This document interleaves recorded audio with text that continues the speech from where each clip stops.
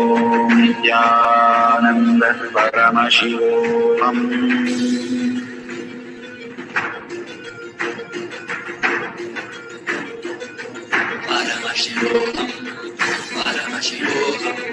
Let Paramashiva's third eye manifest in all our third eyes. Let the Amrita pour, let the Vani open up, manifest in all of us.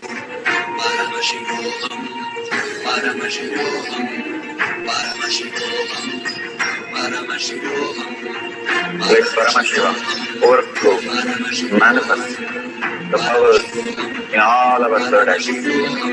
Om Jnananda Paramashivam. Om Jnananda Paramashivam. Om Jnananda Paramashivam. Om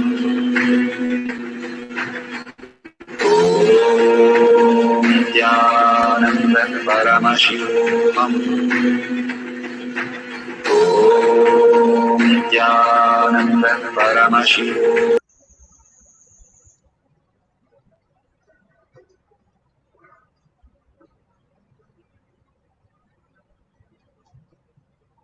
So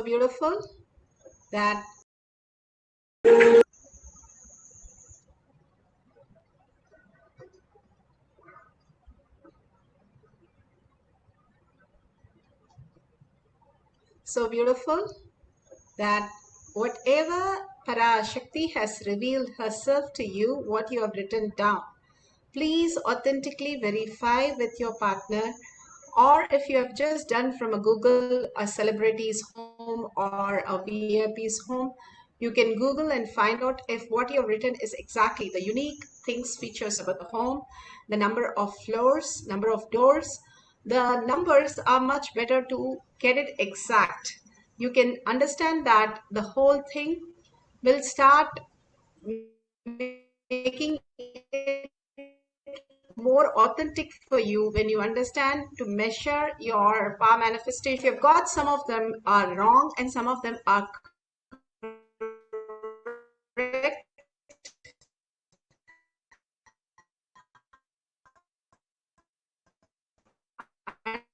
understand you have started manifesting. Do not doubt it further, that which is not giving us anything. The self-talk, drop that.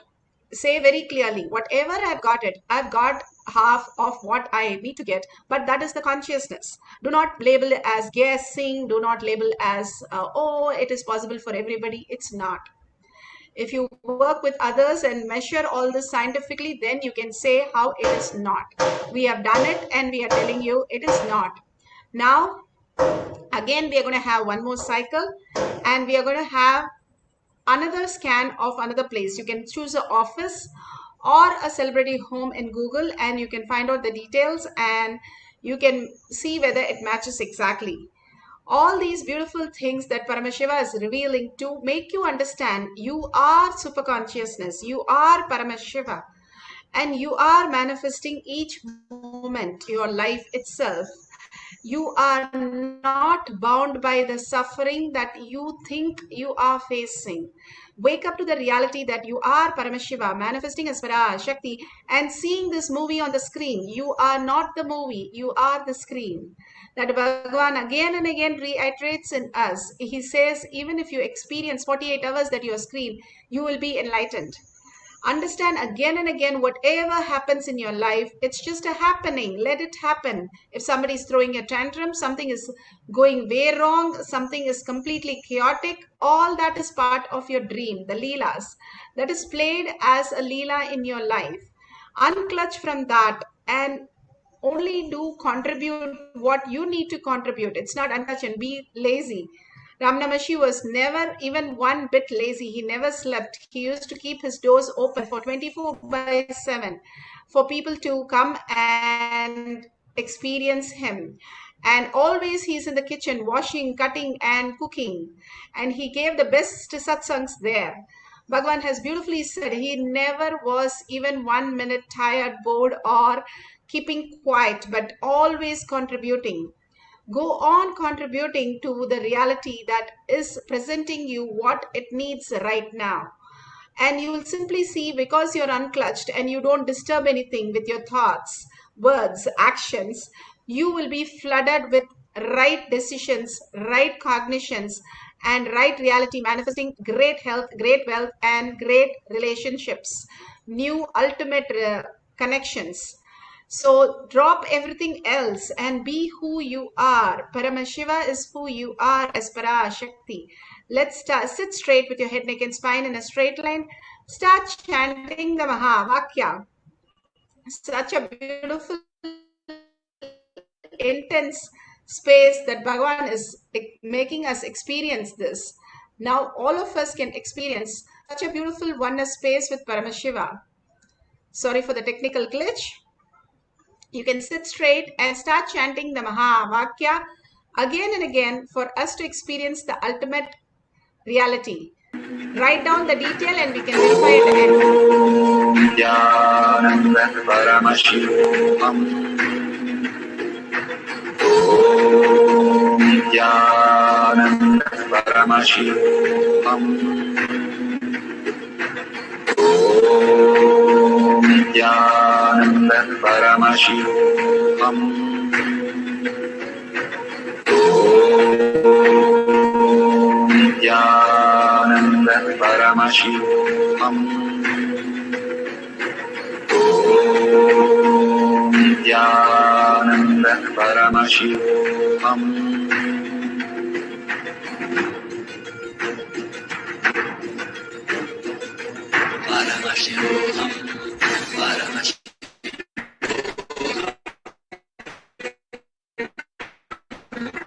Let Paramashiva's third eye, let the Amrita pour, let the Varni open up, manifest in all of us.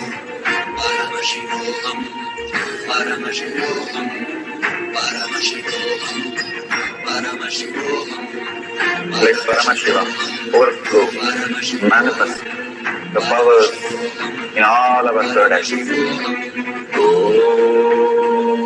Jnananda Paramashivam. Jnananda Paramashivam. Jnananda Paramashivam. Jnananda Paramashivam.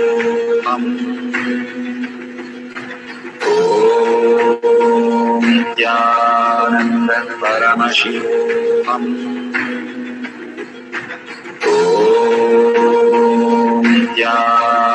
Jnananda Paramashivam. Jnananda Paramashivam.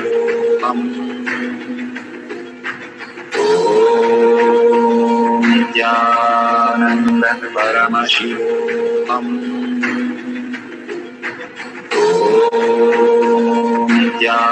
Jnananda Paramashivam.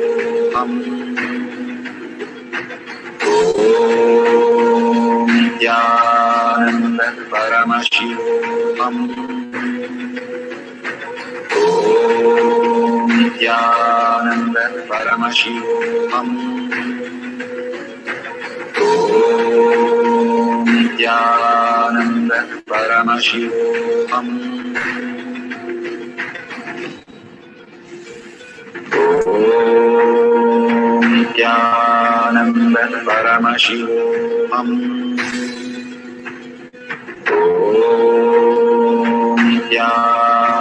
Jnananda Paramashivam. Jnananda Paramashivam.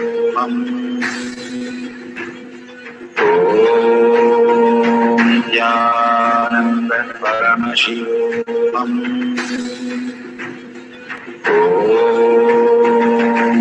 Jnananda Paramashivam.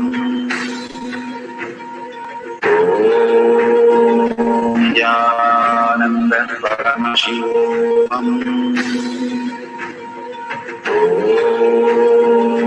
Jnananda Paramashivam.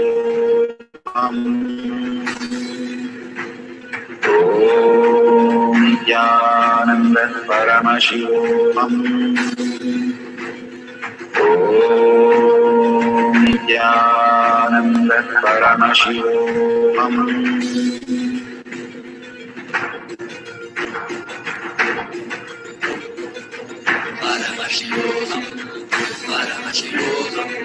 Let Paramashiva's third eye manifest in all our third eyes. Let the Amrita pour. Let the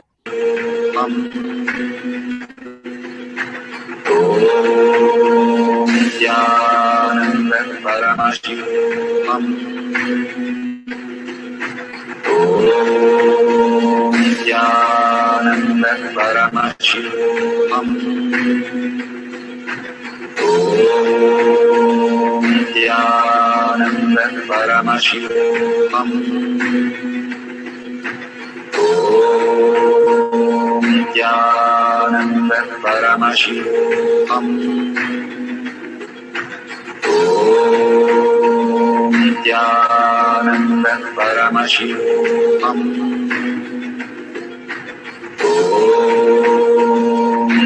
Nityananda Paramashivam.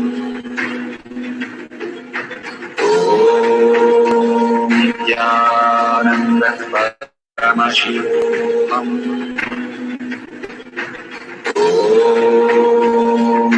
Nityananda Paramashivam. Nityananda Paramashivam.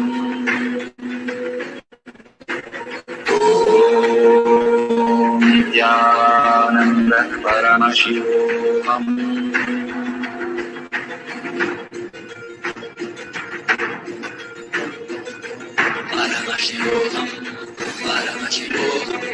Let Paramashiva's third eye manifest in all our third eyes.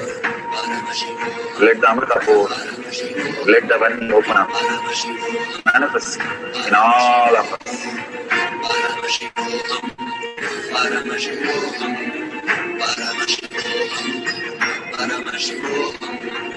Let Paramashiva overflow, manifest the powers in all our third eyes. Nityananda Paramashivam. Nityananda Paramashivam. Nityananda Paramashivam.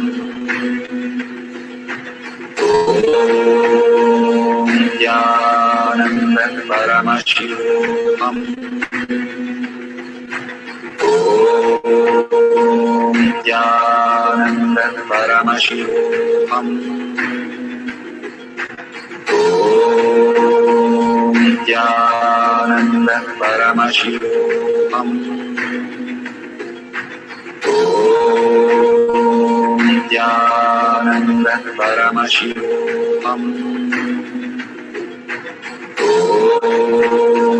Nityananda Paramashivam. Nityananda Paramashivam. Nityananda Paramashivam. Verification process for finding the details of the house, specific details of the house. Yeah, make sure you're not taking any clues or any Bluetooth. Make it very, very authentic. And if you use your yantra or banyan leaf or mirror or krishtashila, which is granite slab, it's perfectly okay. You can manifest through that also. But do it very authentically so that you can share it in tinyurl.com/powermanifestation for your friends and family. So beautiful that all of us, all over the world, globally manifesting the powers of Paramashiva, raises the planet Earth conscious space and making all of us heal the whole world. It's a beautiful healing process that Bhagavan has given, and healing our own inner space and manifesting Parashakti in every one of us. Bhagavan himself sits in the courtyard and manifests as powers. So don't miss power manifestation and don't miss causing others reality. Your words are who you are. You listen to your words more than anybody else. So make sure every day you have at least a couple of lines thanking Bhagavan for all his showering on planet Earth. He has come down in a human form in spite of our abuse, in spite of our tantrums. More than the abuser, Bhagavan says, the tantrum that we all throw to not listen to him, and still we want everything in our life and he has to make it happen. All that he puts up for us to become super conscious breakthrough. So thank him for such a patience, such a beautiful space he's holding for each one of us, and giving us that space of melting in oneness, the Devi Darshans, simply the eyes, how the great Manikavachika said, why did you give me the eyelid? Because those seconds I cannot see you. That's exactly what we feel when we see Devi Darshan. Why did they have something called eyelid? I don't want to miss even that moment.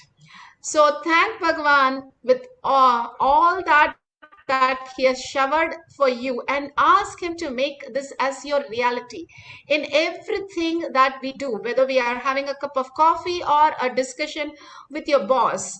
Be in the space, I am Paramashiva, I'm manifesting Parashakti, and whatever she is happening as the reality for me, I completely surrender and let her manifest, and she knows the best.